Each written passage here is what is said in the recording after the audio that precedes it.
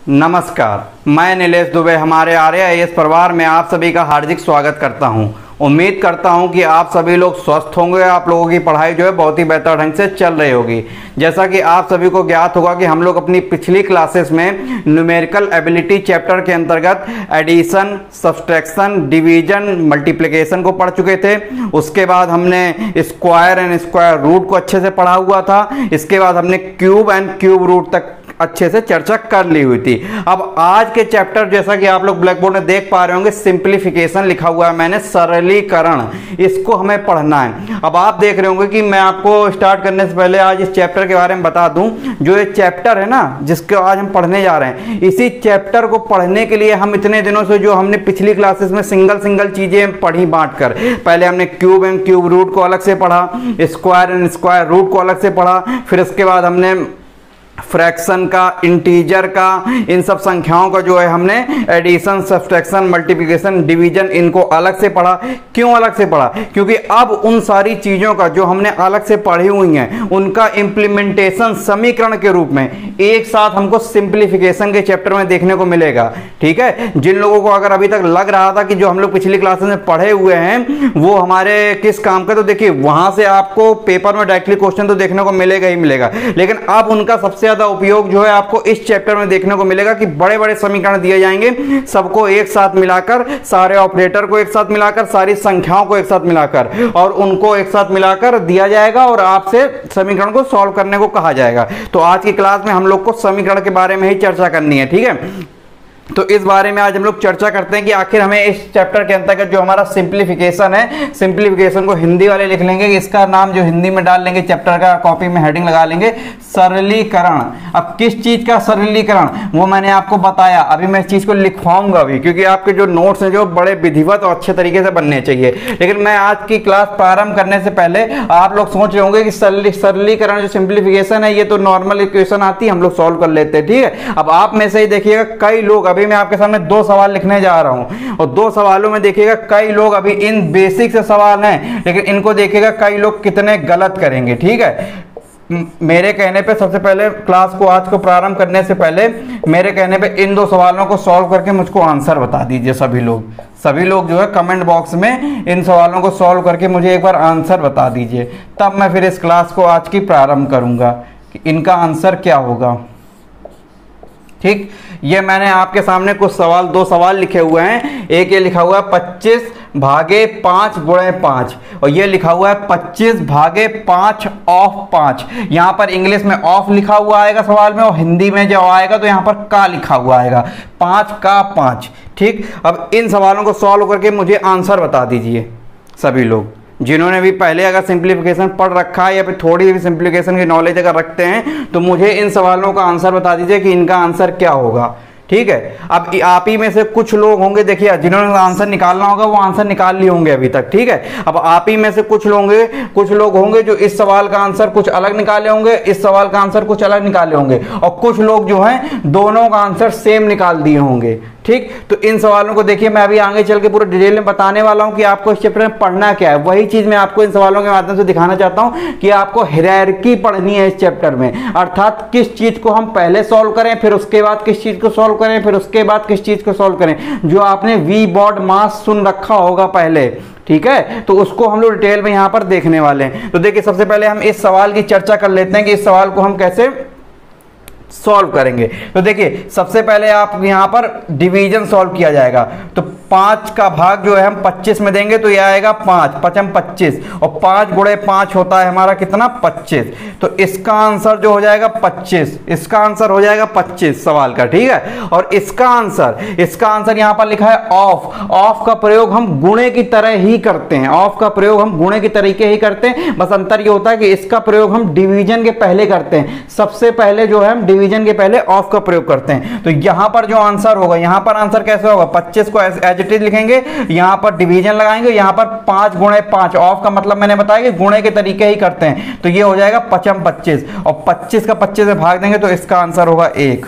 आप देख सकते हैं आंसर आपका देखिए सेम सवाल सेम तरीके से लिखा गया, बस अंतर यहां पर आपका गुणे लगा दिया गया और यहां पर इसका ऑफ लगा दिया गया। और देखिए दोनों सवालों के जो आंसर में देखिए कितना बड़ा डिफरेंस आ गया। तो यही सब चीजें जो है आप लोग पेपर में गलती कर देते हैं। तो इन्हीं चीज को समझाने के लिए मैं अब आपको कुछ हायरार्की बताऊंगा कि आपको किस चीज को पहले सॉल्व करना है, किस चीज को बाद में सॉल्व करना है। ठीक है, तो मैं बस आपको दिखाना चाहता था इस सवाल के माध्यम से कि आखिर आपको इस चैप्टर में पढ़ना क्या है। तो वो चीज आप लोग अगर मेन समझ लेंगे कि आपको इस चैप्टर में मेन पढ़ना क्या है, तब चीजें आसान रहेंगी।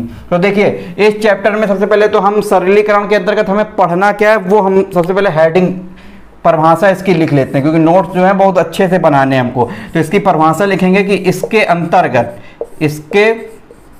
अंतर्गत हमें क्या पढ़ना है। इसके अंतर्गत इस तरीके से कॉपी में लिखिए, इसके अंतर्गत विभिन्न प्रकार के चिन्हों, विभिन्न प्रकार के चिन्हों। अब आप ये बताइए कौन कौन से चिन्ह मैंने अभी तक आपको पढ़ाए हैं। इसके अंतर्गत विभिन्न प्रकार के चिन्हों, उनको ब्रैकेट में लिख लीजिए। प्लस बताया है मैंने, माइनस बताया है, मल्टीप्लिकेशन बताया है और डिवीजन बताया है। साथ साथ इसके वर्ग तथा वर्गमूल भी पढ़ाया हुआ है आपको, वर्ग तथा वर्गमूल भी हमको पढ़ना है। ठीक है, इसके साथ साथ घन तथा घनमूल भी हमको इसी में देखना है, घन तथा घनमूल। लेकिन अब ये सब जो है समीकरण के रूप में हमको देखने होंगे, घन तथा घनमूल। इसी के साथ साथ हमको प्रतिशत भी देखने को मिलेगा, यहाँ पर प्रतिशत। इसके साथ साथ हमें घात भी देखने को मिलेगा। ठीक है, तो और भी कई चीजें आएंगी जैसे रेशियो है, ईटीसी। तो इसके अंतर्गत विभिन्न प्रकार के चिन्हों, ये हमने लिखा, तथा विभिन्न प्रकार के चिन्हों तथा संख्याओं का, तथा सभी संख्याओं का। जो मैंने आपको संख्याएं बताई हुई थी, कौन कौन सी स्टार्टिंग में मैंने संख्याएं बताई हुई थी? पूर्णांक बताया था, दशमलव बताई थी, और मैंने कौन सी बताई थी? पूर्णांक बताया, दशमलव बताया, इसके बाद मैंने फ्रैक्शन बताया, भिन्न बताया, तथा सभी संख्याओं, सभी संख्याओं। इस हेडिंग को लिख लीजिए, परिभाषाओं का भी मैं इसका मतलब समझाता हूं।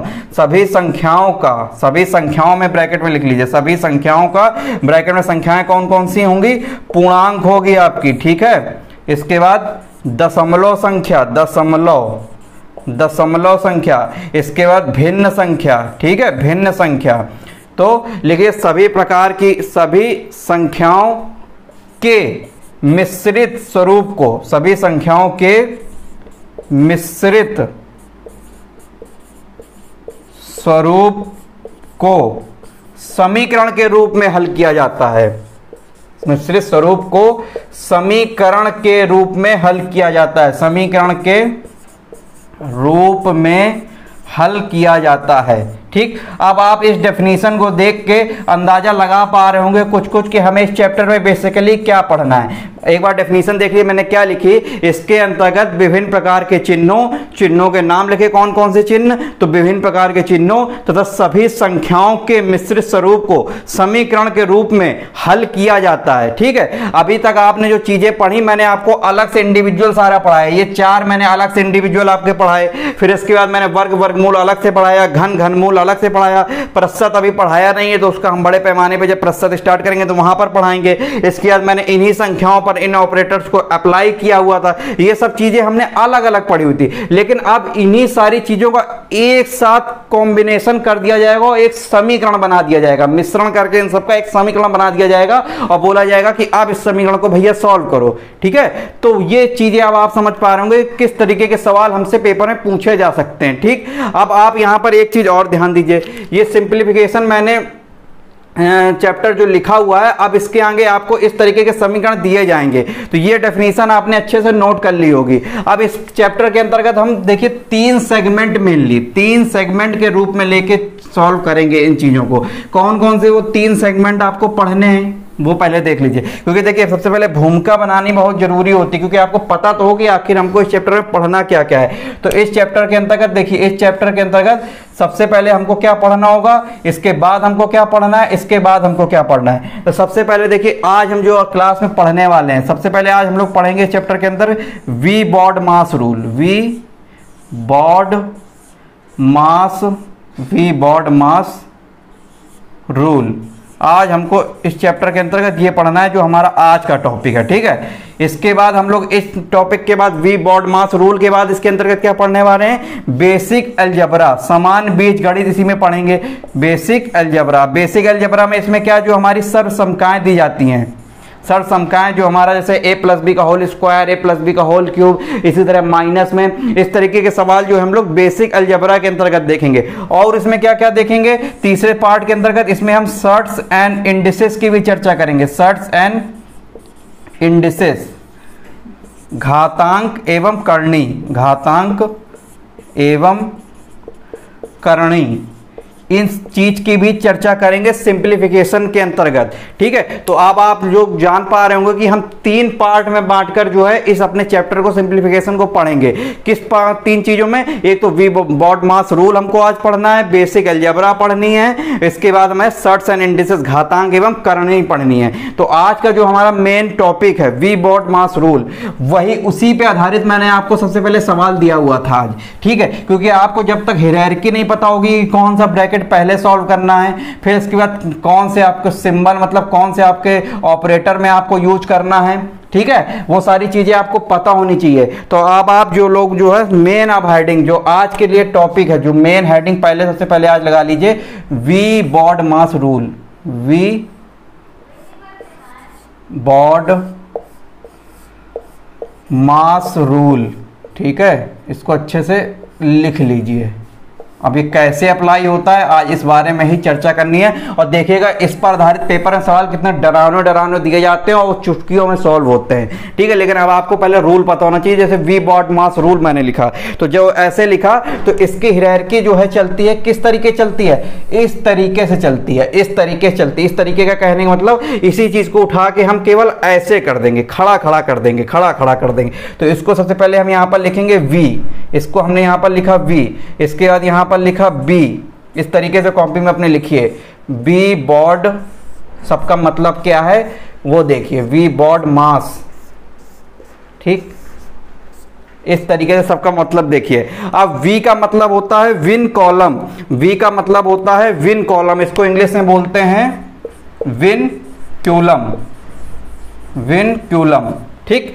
इसका मतलब होता है विन कॉलम मतलब रेखा कोष्ठक, हिंदी में लिखेंगे बोलेंगे इसको रेखा कोष्ठक, रेखा कोष्ठक, ठीक, रेखा कोष्ठक। इसके बाद इसका जो इसको और एक नाम दिया जाता है, इसको बार भी बोला जाता है, बार भी बोलते हैं कुछ लोग, ठीक है। और इसका जो सिंबल होता है, इसका जो सिंबल होता है, इसको इस तरीके से सवालों में दिया जाता है, इसको इस तरीके से सवालों में दिया जाता है, संख्याएं लिख दी जाती हैं और उसके ऊपर बार डाल दिया जाता है, मतलब एक लेटी हुई लाइन डाल दी जाती है, ठीक है। तो सबसे पहले आपको विन कॉलम देखना है। अब जो मैं इस तरीके से हायरार्की लिखा हूं, आपको यही हायरार्की जो है सेम हायरार्की आपको सवालों में सॉल्व करते समय यूज करनी है। जो मैंने आपको ये हायरार्की लिखी ना, तो आपको इसी ऑर्डर में आपको चलना है। सबसे पहले विन कॉलम सॉल्व किया जाएगा, इसके बाद जो हमने ये बी लिखा है, बी का मतलब होता है ब्रैकेट, बी का मतलब होता है क्या, ब्रैकेट्स, ठीक, इसका मतलब होता है ब्रैकेट्स। अब ब्रैकेट्स में भी देखिए 3 तरह के ब्रैकेट्स आपको यहां पर देखने को मिलेंगे। कौन कौन से 3 तरीके के ब्रैकेट्स आपको देखने को मिलेंगे, एक ब्रैकेट बोला जाता है आपका सर्कुलर ब्रैकेट, सर्कुलर ब्रैकेट, या फिर इसी को जो है हम स्मॉल ब्रैकेट भी बोल सकते हैं, सर्कुलर ब्रैकेट, या फिर इसी को हम स्मॉल ब्रैकेट भी बोल सकते हैं, या फिर हिंदी वाले लिख लेंगे छोटा कोष्ठक, छोटा कोष्ठक। और उसको जो है हम इस तरीके से डिनोट करते हैं, इसको हम इस तरीके से डिनोट करते हैं, छोटा कोष्ठक, ठीक है। इसको हिंदी में भी लिखिए, यहाँ पर सब चीजें अच्छे से नोट बनाइए, छोटा कोष्ठक, इसको बोलेंगे छोटा कोष्ठक, ठीक। इसके बाद दूसरा ब्रैकेट हमको यहाँ पर यूज करना है। दूसरा ब्रैकेट जो होता है हमारा, उसको बोलते हैं करली ब्रैकेट, करली, ठीक है, इसको हम बोलते हैं करली ब्रैकेट। अर्थात हिंदी में अगर बोलना चाहें तो सबसे पहले तो देखिए इसका सिंबल देख लीजिए, इस तरीके से होता है सिंबल इसका, इस तरीके से। अगर हिंदी में बोलना चाहे तो इसी को बोल लें मंझला ब्रैकेट, जैसे छोटा भाई, मंझला भाई और बड़ा भाई होता है ना, तो इसी तरह इसको बोलेंगे मंझला ब्रैकेट। और इसी तरह तीसरे ब्रैकेट की अगर चर्चा करने जाएं तो तीसरा ब्रैकेट जो होता है उसको हम बोलते हैं स्क्वायर ब्रैकेट, स्क्वायर ब्रैकेट, ठीक। जिस हायरार्की में मैं लिखता चला जा रहा हूं, यही हायरार्की आपकी सवालों में यूज होगी बिल्कुल सॉल्व करते समय, इसको हम बोलेंगे बड़ा ब्रैकेट, बड़ा कोष्ठक, ठीक, बड़ा कोष्ठक। इसको इस तरीके से लिख लीजिएगा। तो सबसे पहले आपका विन कॉलम यूज होगा, अगर सवाल में दिया हुआ है रेखा कोष्ठक अगर दिया हुआ है सबसे पहले वो यूज होगा, पहले उसको सॉल्व करेंगे। इसके बाद हम देखेंगे सवाल में कोई ब्रैकेट तो नहीं है, अगर ब्रैकेट है तो ब्रैकेट में भी सबसे पहले हम सर्कुलर ब्रैकेट जो छोटा कोष्ठक होगा उसको सॉल्व करेंगे। इसके बाद हमारा जो दूसरा हमारा मंझला कोष्ठक होगा, कर्ली ब्रैकेट होगा, उसको सॉल्व करेंगे। इसके बाद सबसे बड़ा ब्रैकेट जिसको स्क्वायर ब्रैकेट बोलते हैं, उसके बाद उसको सॉल्व करेंगे। तो इस क्रम में सॉल्व करते हुए इसको आना है, ठीक है। इसके बाद हमारा जो इसका ओ का मतलब होता है, ओ का मतलब होता है ऑफ, ठीक, ओ का मतलब होता है ऑफ, और हिंदी में इसी का मतलब होता है का, हिंदी में इसी का मतलब होता है का। इसका प्रयोग जो है हम प्रयोग इसका जो है गुणे की तरीके ही करते हैं। एक्चुअल में क्या होता है, ये गुणा नहीं होता है, ऑफ का मतलब गुणा नहीं होता, लेकिन इसका प्रयोग जो है हम गुणे की तरीके ही करते हैं। कहने का मतलब है कि डिवीजन के पहले, क्योंकि देखिए यहां पर आप देख पा रहे होंगे कि डिवीजन के बाद मल्टीप्लिकेशन दिया हुआ है, ठीक, डिवीजन के बाद मल्टीप्लिकेशन दिया हुआ है, लेकिन अगर ऑफ लगा है तो इसका मतलब कि डिवीजन के पहले ऑफ सॉल्व किया जाएगा। यही आपका जो कॉन्सेप्ट जो मैंने आपको 2 सवाल स्टार्टिंग बताए थे उसमें आपका ये तरीका जो है यूज हुआ था ऑफ का, ठीक है। तो यहां पर इसका लिख लेंगे प्रयोग गुणा की तरह, प्रयोग गुणा की तरह, बस इसमें इस तरीके से बस इतना इंडिकेट कर लीजिए, प्रयोग गुणा की तरह। इसके बाद डिवीजन सभी को पता है अच्छे से, भाग, ठीक, सभी को पता है भाग, हिंदी में लिख लीजिए भाग। इसके बाद हमारा ये हमारा मल्टीप्लिकेशन, मल्टीप्लिकेशन, मल्टीप्लिकेशन ये भी अच्छे सभी को पता है, पढ़ाया भी है मैंने, गुणा। इसके बाद ये है हमारा एडिशन, एडिशन ये भी मैंने पढ़ाया हुआ है अच्छे से। इसके बाद मैंने सब्सट्रैक्शन की बात आती है, सबसे लास्ट में सब्सट्रैक्शन की बात आती है। तो अब आप यहां पर क्या ऑब्जर्व कर पा रहे होंगे, आपको जो है इन सारी चीजों का यूज करते हुए देखिए इसमें सभी प्रकार के आपके चिन्ह भी आ गए, इसमें सभी प्रकार की आपकी संख्याएं भी दी जाएंगी जो मैंने आपको बताई, इंटीजर, फ्रैक्शन और दशमलव, डेसिमल सब मिला के, इन सब का मिला के यूज करके एक समीकरण बना के दे दिया जाएगा। अब आप लेकिन बताइए जब सारी चीजें एक साथ दे दी जाएंगी तो आप कंफ्यूज हो जाएंगे किस चीज को हम पहले सॉल्व करें, क्योंकि अगर आपने नियम नहीं लगाया वी बॉड मास रूल और किसी भी चीज को पहले सॉल्व कर दिया तो आपका आंसर जो है गलत आएगा, ये कंफर्म है। और आपने अगर ये नियम लगाया कि आपको इसी हायरार्की में सवाल को सॉल्व करना है, अभी हम एग्जांपल लेंगे तब आपको और अच्छे समझ में आएगा। तो अभी आप देखिए सबसे पहले आप विन कॉलम अगर दिखेगा कहीं पर भी तो रेखा कोष्ठक सबसे पहले उसको सॉल्व करेंगे। इसके बाद फिर ब्रैकेट अगर हमको दिखते हैं तो ब्रैकेट को हम इस फॉर्म में सॉल्व करेंगे, छोटा कोष्ठक पहले सॉल्व करेंगे, फिर मंझला सॉल्व करेंगे, फिर बड़ा कोष्ठक। इसके बाद हमारा ऑफ दिखता है तो उसके बाद हम ऑफ को सॉल्व करेंगे, फिर हम डिवीजन, मल्टीप्लिकेशन, एडिशन, सब्सट्रैक्शन की बात करेंगे। तो ये वी बॉड मास रूल जो है कॉपी में अच्छे से नोट कर लीजिएगा। अब इस पर हम इंप्लीमेंटेशन करके देखना है कि बड़े बड़े सवालों को देखिए इसका यूज करके हम किस तरीके से सॉल्व कर सकते हैं, ठीक, बड़े बड़े सवालों को हम इसका यूज करके किस तरीके से सॉल्व कर सकते हैं, अब हमको वो चीज देखनी है।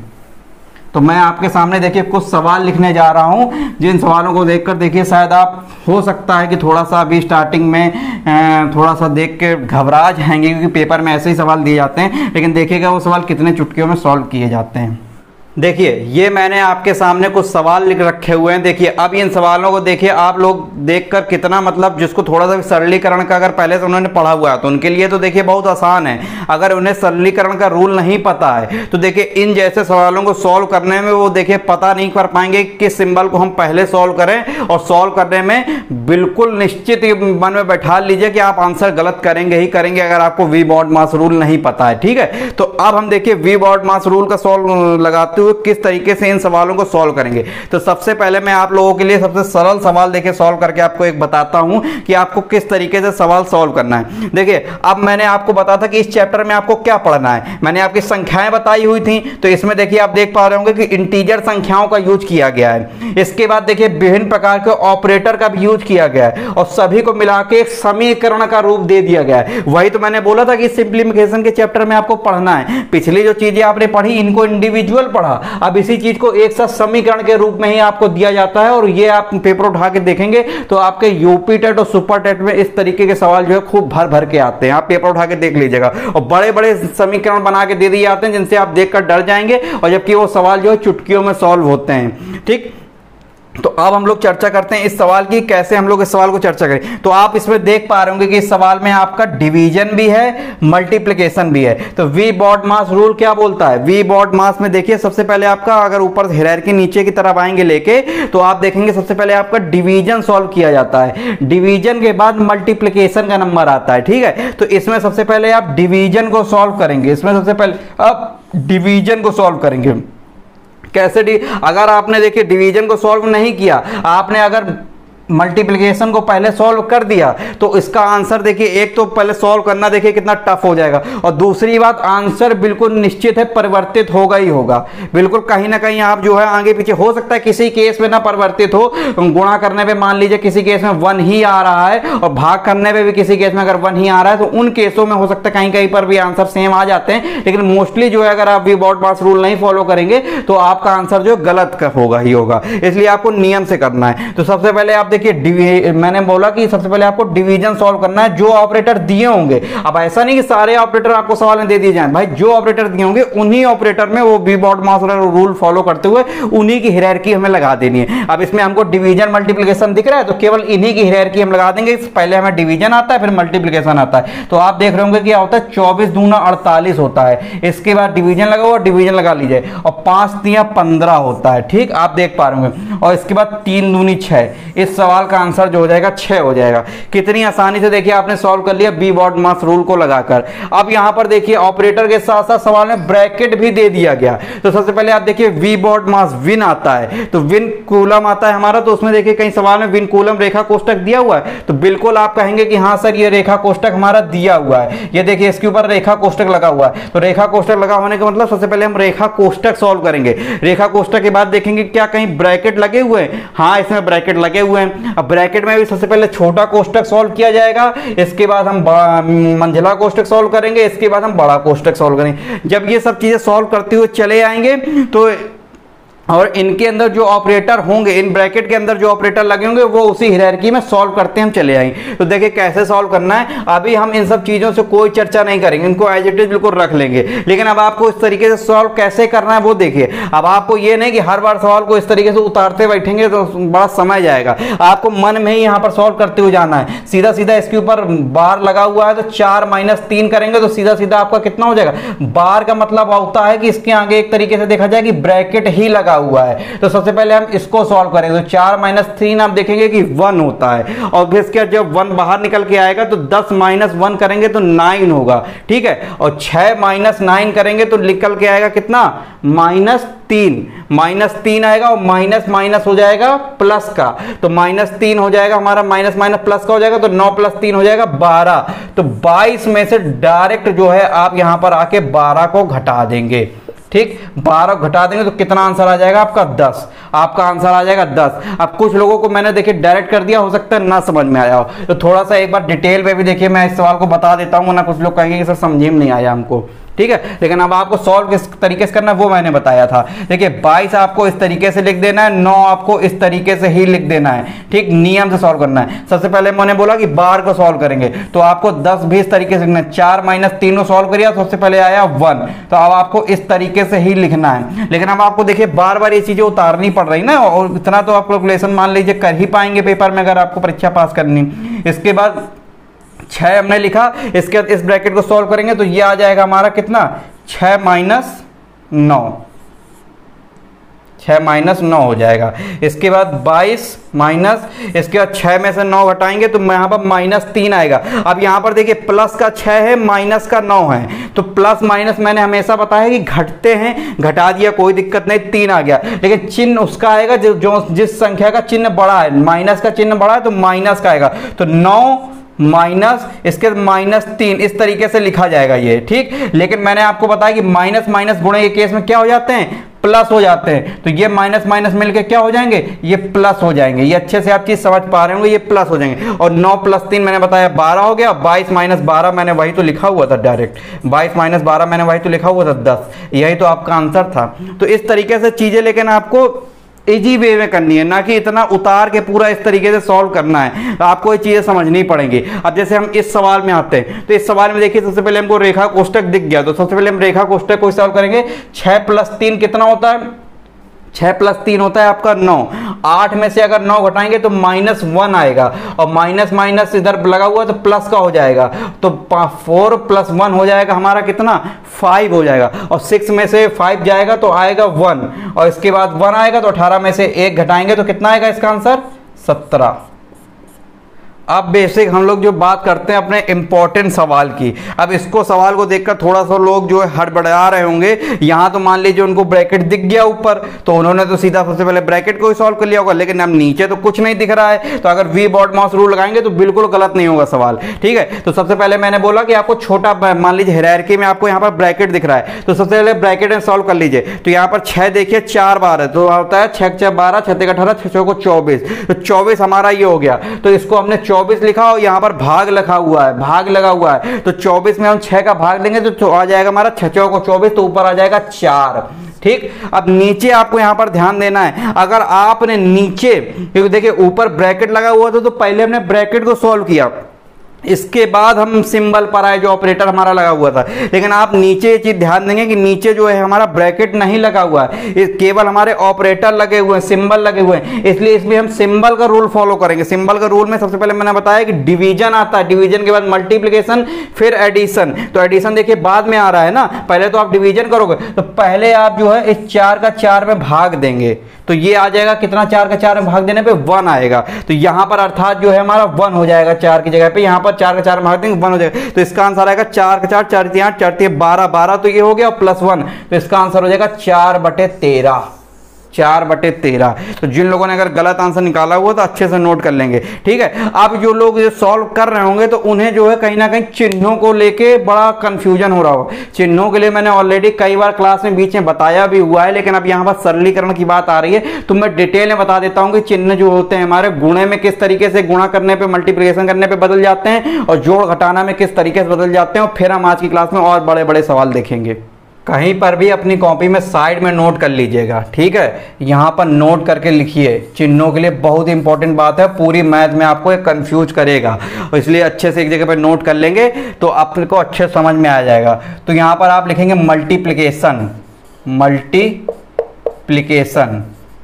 मल्टीप्लिकेशन में अगर चिन्ह दिए जाएंगे तब किस तरीके से हम चिन्हों का यूज करेंगे। तो देखिए आप इस चीज़ों को मैं पहले लिख लेता हूं, फिर संख्या के रूप में उदाहरण लेके आपको कुछ बता दूंगा। तो मान लीजिए यहाँ पर लिखा हुआ है माइनस, इसको ब्रैकेट में लिख देंगे। इसके बाद यहाँ पर मल्टीप्लिकेशन है और यहाँ पर हुआ है माइनस, ठीक। तो आपको ये चीज अच्छे से याद करनी होगी, जब माइनस माइनस का मल्टीप्लिकेशन आपस में होता है तो ये माइनस माइनस जो होते हैं क्या हो जाते हैं, प्लस हो जाता है। ये मल्टीप्लिकेशन की बात हो रही है। इसी तरह आपको पता है, ये तो आपको अच्छे से पता है, प्लस का अगर प्लस में मल्टीप्लिकेशन, कोई प्लस वाली संख्या है और प्लस वाली संख्या के साथ उसका मल्टीप्लिकेशन हो रहा है तो जो चिन्ह आएगा वो प्लस का ही आएगा, ठीक। इसके बाद मैंने आपको प्लस माइनस का मैं बता देता हूं आपको कि प्लस माइनस अगर है हमारा, प्लस माइनस है तो प्लस माइनस में चिन्ह जो आएगा हमेशा किसका आएगा, माइनस का आएगा। प्लस माइनस में चिन्ह जो है हमेशा माइनस का आएगा, ये चीज याद रखेंगे। अगर यही चीज लिखी हुई है माइनस और स्टार्टिंग में यहां पर प्लस लिखा हुआ है कोई संख्या, तो भी चिन्ह जो हमेशा किसका आएगा, माइनस का आएगा। ये चीज आप अच्छे से नोट कर लीजिएगा। ये तो आपको मैंने मल्टीप्लिकेशन के केस में बताया। यही अगर हमारा एडिशन सब्सट्रैक्शन के केस में अगर हम देखें, अभी एडिशन और सब्सट्रैक्शन के केस में देखें तो मान लीजिए एग्जांपल हम ले लेते हैं डायरेक्ट, क्योंकि ऐसे लिख दूंगा तो आप कंफ्यूज हो जाओगे। मान लीजिए एग्जांपल लिखा हुआ है -3 और -4, इस तरीके से लिखा हुआ है। तो ये देखिए माइनस माइनस मैंने हमेशा बताया कि -3 -4, ये मल्टीप्लिकेशन का केस तो हुआ नहीं, मल्टीप्लिकेशन के लिए मैंने अलग से बताया। मान लीजिए इनके एग्जांपल अभी मैं दूंगा, इसका पहले देख लीजिए। यहाँ पर -3 -4 आपको मैंने बताया कि ये हमेशा जुड़ेंगे, तो यहाँ पर आ जाएगा 7, ठीक। यहाँ पर आएगा 7, लेकिन चिन्ह किसका आएगा, चिन्ह माइनस का ही आएगा। माइनस माइनस जो है जुड़ते हैं, लेकिन चिन्ह जो आता है माइनस का आता है। प्लस का 3 लिखा हुआ है, प्लस का 4 ही लिख लीजिए, 4 की बात हो रही है, तो यहां पर आ जाएगा प्लस का 7। अब प्लस तो लिखने की देखिए आप लिखें चाहे ना लिखें, कंपलसरी होता है कि वहां प्लस होगा ही होगा। तो प्लस आप लिखें चाहे ना लिखें कोई फर्क नहीं पड़ता, लेकिन अभी चिन्हों की बात हो रही है तो यहां पर लिख लीजिए। अब यहां पर मान लीजिए लिखा हुआ है प्लस का 3 माइनस का 4, तो प्लस माइनस मैंने बताया कि हमेशा घटते हैं, तो यहां पर घट जाएगा तो यहाँ पर आएगा मान लीजिए 1, लेकिन चिन्ह किसका आएगा? अब यहाँ पर ध्यान देने वाली बात है, यहाँ पर चिन्ह जो आएगा माइनस का आएगा, क्योंकि संख्या किसकी बड़ी है? माइनस की बड़ी है। इसी तरीके से मान लीजिए यहाँ पर लिखा हुआ है -3 +4, इस तरीके से अगर लिखा हुआ है तो हमेशा घटेंगे प्लस माइनस, तो भी आंसर जो आएगा 1 ही आएगा, लेकिन चिन्ह किसका आएगा? इस बार प्लस का संख्या बढ़ी हुई है तो इस बार प्लस का चिन्ह आएगा। आपको ये चीजें यहाँ पर ध्यान देनी पड़ेंगी। और इसी तरह मल्टीप्लिकेशन में मान लीजिए एग्जांपल, मल्टीप्लिकेशन के मान लीजिए एग्जांपल देता हूं मैं यहाँ पर। देखिए आपको चीजें यहाँ पर क्रिस्टल क्लियर होंगी, क्योंकि यह चीजें आपकी समीकरण में बहुत ज्यादा सॉल्व होंगी। मान लीजिए लिखा हुआ -3 गुणे -4, तो मैंने बताया कि ये पहले तो गुणा हो जाएंगे, 4 3 12 हो जाएगा, और माइनस माइनस गुणे में क्या हो जाते हैं? प्लस हो जाते हैं। तो यहाँ पर प्लस ही आ जाएगा, तो प्लस आप लिखें और चाहे ना लिखें, ठीक। प्लस का केस आपको पता ही है कि प्लस का 3 प्लस का 4 लिखा होगा तो 12 ही आएगा, इसमें कुछ बताने की जरूरत नहीं है। अब ये प्लस माइनस का केस देख लीजिए, मान लीजिए लिखा हुआ -3, ठीक है, और इधर पे लिखा हुआ है प्लस का 4, तो यहां पर देखिए 12 तो आएगा, 4 3 12, लेकिन मैंने बोला कि प्लस माइनस जो गुणे में जो चिन्ह किसका आता है? प्लस माइनस, यहां पर चिन्ह माइनस का ही आएगा। इसी तरह अगर मान लीजिए लिखा हुआ है प्लस का 3 और गुणे -4, तो भी यहां पर 12 आएगा, लेकिन यहां पर माइनस का ही यहां दोबारा से 12 आएगा, क्योंकि मल्टीप्लिकेशन में जो हमारा प्लस माइनस का जो गुणा होता है वो हमेशा माइनस ही होता है। लेकिन यहां पर एडिशन सब्ट्रैक्शन के केस में देख लीजिए बदल जाता है, उसका चिन्ह आता है जो संख्या बड़ी होती है। तो ये चीजें आपको थोड़ा सा चिन्हों के बारे में ध्यान देनी पड़ेगी, ऑपरेटर का यूज हम किस तरीके से करते हैं। तो ये चीजें बेसिक थी, जिनको नहीं पता थी वो चीजें समझ लेंगे।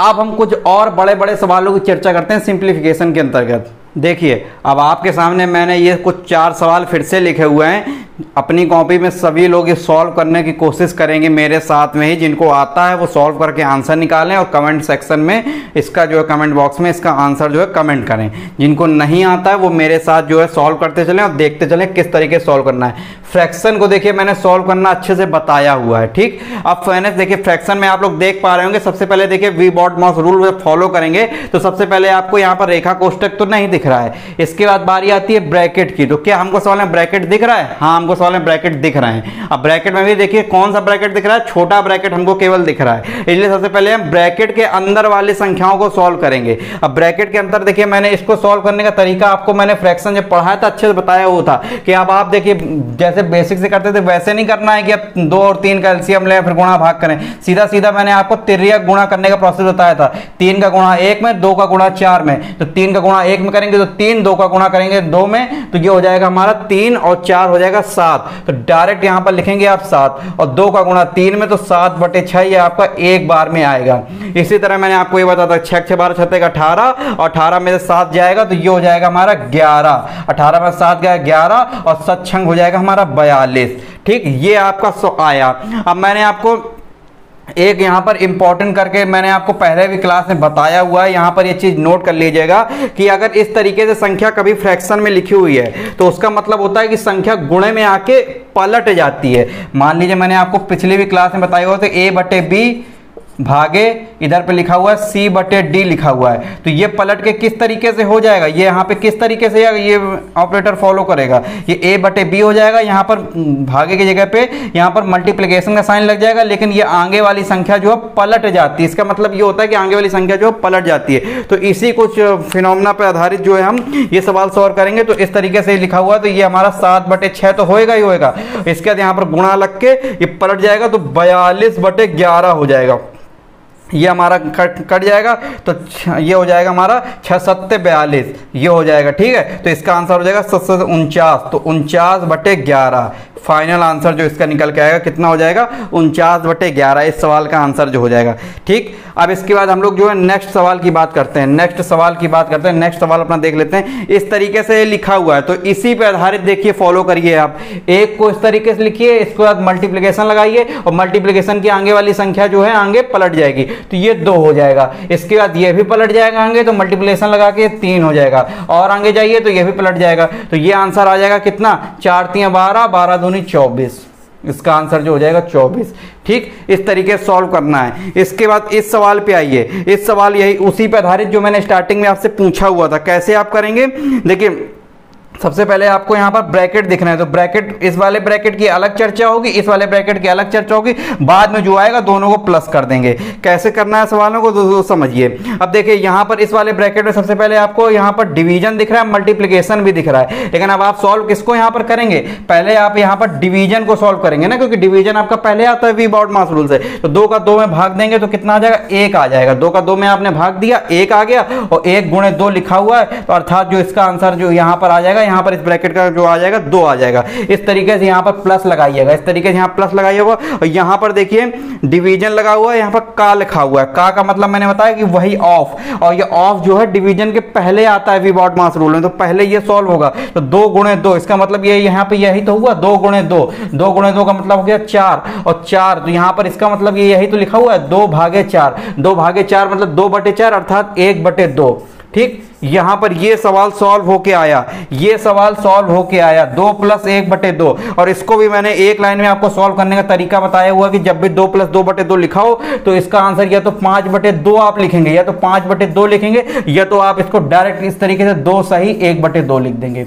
ठीक, जिस तरीके से आपका आंसर में ऑप्शन होंगे उस तरीके से इसका सवाल का आंसर आप निकाल सकते हैं। तो कितने, इस तरीके से भी करना चाहें गुणा से तो 2 दूनी 4, 4 + 1 5 आ जाएगा, और 5/2 वही तो ये लिखा हुआ है, और 2 सही 1/2। तो मैंने इसका मतलब आपको अच्छे से पेपर में बताया हुआ था, जब पिछली क्लास मैंने पढ़ाया था कि 2 सही 1/2 का मतलब होता है 2 + 1/2, ना कि 2 गुणे 1/2। ये सब चर्चाएं हम कर चुके हैं, लेकिन अब देखिए उन सब चीज़ों का इम्प्लीमेंटेशन जो हम लोग को अब सवालों में देखने को मिल रहा है। तो ये चीज़ें आप जो है अच्छे से समझ पा रहे होंगे, कितने अच्छे अच्छे सवालों को आप आसानी से टैकल कर पा रहे हैं। अब इस सवाल की चर्चा करते हैं। अब ये सवाल देखिए थोड़ा सा टिपिकल आपको लगेगा, लेकिन देखिए कितना आसान सवाल है। इसमें आपको ब्रैकेट दिख रहे हैं, तो सबसे पहले आप कौन सा ब्रैकेट सॉल्व करेंगे, सबसे पहले आप देखिए छोटा ब्रैकेट पे आएंगे, छोटा ब्रैकेट को यहाँ पर सॉल्व करेंगे, और छोटे ब्रैकेट में भी यहाँ पर आपको देखिए सबसे पहले डिवीजन सॉल्व करना है, इसके बाद माइनस सब्सट्रैक्शन को बाद में सॉल्व करेंगे। तो यहाँ पर ये यही तो लिखा हुआ है छोटे ब्रैकेट में 13/3, 13/3, इसके माइनस 1/3, 13/3 और 1/3। और मैंने बताया था कि जब हर सेम होते हैं तो डायरेक्ट हम घटा देते हैं, अर्थात क्या हो जाएगा 13 में से 1 घटाएंगे तो ये आ जाएगा हमारा कितना 12/3, और 3 चौको होता है 4, 3 चौको 12। ठीक है, तो 4 बार गया तो सीधा सीधा इस ब्रैकेट का जो सॉल्यूशन आया हमारा कितना आ गया 4 आ गया। तो ये यहाँ पर जब 4 आ गया तो इसको हम मिटा दिए, इसको हम यहाँ पर मिटा देंगे तो हमको पता चलेगा कि इस ब्रैकेट का काम जो है 4 आ गया। तो मन में हमने सोचा 4 आ गया, इसको 4 रख लेंगे। अब हम लोग आते हैं मंझले ब्रैकेट पे, तो यहां पर लिखा हुआ है 5/4, 5/4 माइनस 1/4, क्योंकि 4 आया था ना भाग में लगा हुआ, तो 1/4, और डायरेक्ट देखिए इसको भी घटा देंगे तो ये 4 आ जाएगा, 4/4 हो जाएगा 1 हो जाएगा, और 1/1 लिखा हुआ है, तो 1 भागे देखिए ये 1 लिखा हुआ है, तो 1/1 हो जाएगा, तो 1 हो जाएगा, और 1 + 1 हो जाएगा, लास्ट में 1 + 1 आ गया, 2 आंसर इसका आ जाएगा। अब आपको इस तरीके से ही रफली करते हुए सवालों को सॉल्व करना है, ना कि आप बार बार लिखें और उस चीज को बार बार उतारें सेम एज इट इज, और फिर उसके क्योंकि सब चीजें देखिए फिर टाइम टेकिंग जाएंगी। अब आपको सवाल जल्दी करना है, इसलिए आपको इसी स्पीड में मेरी तरीके से सवाल सॉल्व करने पड़ेंगे। ठीक है, और कुछ सवाल देखिए, और कुछ अच्छे अच्छे सवालों को सॉल्व करते हैं। ये मैंने आपके सामने कुल 3 सवाल लिखे हुए हैं, और ये देखिए सवाल अब आपको इस तरीके से पेपर में, सुपर टेट के पेपर में अक्सर देखने को मिलते हैं, जो कि देखिए देखने से कितने कठिन लग रहे हैं। देख के ही आप लोग जो बेसिक से सॉल्व करने जाएंगे तो कुछ लोग देखिए गलतियां कहाँ करेंगे, मैं गलतियों की बात करता हूँ। कुछ लोग कहेंगे सर इसमें हम 999 कॉमन ले लेते हैं। अरे आप मेरे को ये बताओ, कॉमन तो आप वहां पे लोगे जब संख्या मल्टीप्लीकेशन में लिखी हो ना। अब आप ये बताओ यहाँ पर ये 999 सही 1/7 लिखा हुआ है, तो इसका मतलब क्या ये होता है, इसका मतलब क्या ये होता है 999 गुणे 1/7, इसका मतलब क्या ये होता है, मैंने यही आपको बताया। इसका मतलब ये नहीं होता, ये मन में अच्छे से बैठा लीजिएगा। इसका मतलब ये होता है 999 + 1/7 + 1/7, इसका मतलब ये होता है। अर्थात ये संख्याएं सारी किस में लिखी हुई हैं, प्लस में लिखी हुई हैं, और जब प्लस में लिखी हुई हैं तो आपको पता है कॉमन लेने की क्या जरूरत है। ठीक है, तो अब आप मन में तो बैठा लीजिए। अब आपने जब ये चीज जान गए कि सारी चीजें प्लस में लिखी हुई हैं, तो आप ये बात देख पा रहे होंगे कि 999 कितनी बार लिखा हुआ है। अब आप अगर इसको तोड़ के लिखेंगे तो 999 + 1/7, 999 + 2/7, इसी तरह से आगे सभी संख्याओं को लिख लेंगे। फिर 999 देखिए कितनी बार है, 1 2 3 4 5 6 बार है। तो आप या तो 999 गुणे 6 कर दीजिए, डायरेक्ट आपका एक बार में निकल आएगा पहला तरीका, या तो 999 को 6 बार रख के जोड़िए दूसरा दूसरा तरीका, या तो आप देखिए 999 किसके नजदीक है, तो आप देख पा रहे होंगे कि 999 1000 के नजदीक है, तो आप सीधा सीधा 1000 को जो है 6 बार जोड़ लीजिए ना, तो 1000 को आप 6 बार जोड़ेंगे तो कितना हो जाएगा, 6000 हो जाएगा। और हर बार देखिए कितना कम है, इसमें एक कम, तो कुल मिला के कमी कितनी होगी, 6 की कमी हो गई। तो 6000 में 6 घटा दीजिए तो ये आ जाएगा 5994, 5994 डायरेक्ट आप कर सकते हैं। इस तरीके से मन में सोच के देखिए, सॉल्व करने का आपको तरीके बता रहा हूं किस तरीके से आप सोच सकते हैं। पहला तरीका वही है कि 999 गुणे 6 करिए, 999 गुणे 6 करिए, या तो 999 को 6 बार रख के जोड़िए, या तो आप 1000 के नजदीक ला के डायरेक्ट 6 की कमी कर दीजिए, तो ये आ जाएगा 5994। आप इस तरीके से भी कर सकते हैं। इसके बाद यहां पर देखो 1/7 प्लस 2/7 प्लस 3/7 इस तरीके से लिखा हुआ है। सबका जो है क्या समान है, हर समान है। जब हर समान है तो अंश को डायरेक्ट हम जोड़ देंगे, 6 5 11, 11 4 15, 15 3 18, 18 2 20 और 20 1 21, अर्थात 21/7 हो गया, मतलब 7 3 21, ठीक है। और इसमें 3 जोड़ देंगे तो ये हो जाएगा 5997 हमारा डायरेक्ट आंसर हो जाएगा इस सवाल का। देखिए कितनी आसानी से आपने इस सवाल को सॉल्व कर लिया, ठीक। अब इस तरीके की कुछ सीरीज आपके पेपर में दी जाती हैं, तो कुछ लोग देखिए अब इनको एलसीएम निकालते बैठेंगे, ठीक है भैया आप इसका तो एलसीएम निकाल के सवाल कर लेंगे, अब इसका भी आप एलसीएम निकाल के करेंगे सवाल। अगर करेंगे तो पेपर में केवल यही कर पाएंगे, बाकी सब छूट जाएगा। लेकिन अब आपको किस तरीके से ध्यान देना है, तो जब भी देखिए आप इस तरीके के सीरीज के सवाल देखें तो यहां पर आप देखेंगे कि कुछ ना कुछ सीरीज बन रही होगी, ठीक है। अक्सर आप ये ध्यान देंगे। तो क्या सीरीज बन रही है, इस छोटे सवाल को सबसे पहले देख लीजिए। इस 2 को क्या हम 1 गुणे 2 भी तो लिख सकते हैं, कोई फर्क पड़ेगा, आप कहेंगे नहीं, ठीक। इस 6 को जो है हम क्या लिख सकते हैं, इस 6 को हम 2 गुणे 3 भी तो लिख सकते हैं, 2 गुणे 3 भी तो लिख सकते हैं।